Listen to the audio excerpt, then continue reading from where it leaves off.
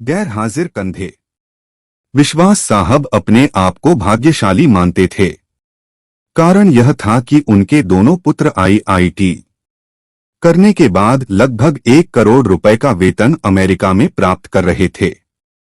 विश्वास साहब जब सेवानिवृत्त हुए तो उनकी इच्छा हुई कि उनका एक पुत्र भारत लौट आए और उनके साथ ही रहे, परंतु अमेरिका जाने के बाद कोई पुत्र भारत आने को तैयार नहीं हुआ। उल्टे उन्होंने विश्वास साहब को अमेरिका आकर बसने की सलाह दी।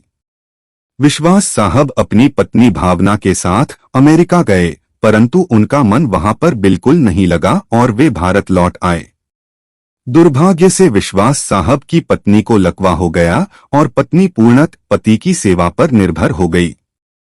प्रातः नित्यकर्म से लेकर खिलाने पिलाने दवाई देने आदि का संपूर्ण कार्य विश्वास साहब के भरोसे पर था। पत्नी की जुबान भी लकवे के कारण चली गई थी। विश्वास साहब पूर्ण निष्ठा और स्नेह से पति धर्म का निर्वहन कर रहे थे।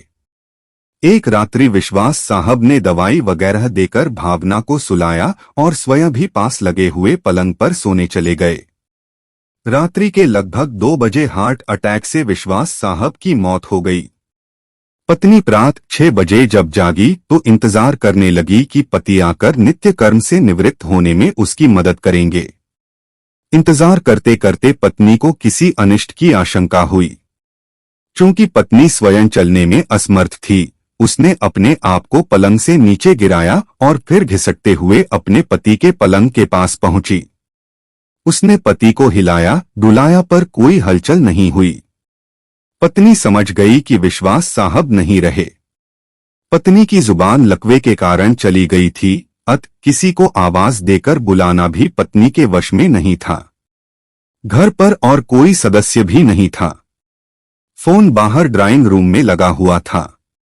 पत्नी ने पड़ोसी को सूचना देने के लिए घिसटते हुए फोन की तरफ बढ़ना शुरू किया। लगभग 4 घंटे की मशक्कत के बाद वह फोन तक पहुंची और उसने फोन के तार को खींचकर उसे नीचे गिराया। पड़ोसी के नंबर जैसे तैसे लगाए। पड़ोसी भला इंसान था, फोन पर कोई बोल नहीं रहा था, पर फोन आया था, अतः वह समझ गया कि मामला गंभीर है। उसने आस पड़ोस के लोगों को सूचना देकर इकट्ठा किया। दरवाजा तोड़कर सभी लोग घर में घुसे। उन्होंने देखा विश्वास साहब पलंग पर मृत पड़े थे तथा पत्नी भावना टेलीफोन के पास मृत पड़ी थी। पहले विश्वास और फिर भावना की मौत हुई। जनाजा दोनों का साथ साथ निकला। पूरा मोहल्ला कंधा दे रहा था, परंतु 2 कंधे मौजूद नहीं थे जिसकी मां बाप को उम्मीद थी। शायद वे कंधे करोड़ों रुपए की कमाई के भार के साथ अति महत्वाकांक्षा से पहले ही दबे हुए थे। लोग बाग लगाते हैं फल के लिए, औलाद पालते हैं बुढ़ापे के लिए, लेकिन कुछ ही औलाद अपना फर्ज निभा पाते हैं।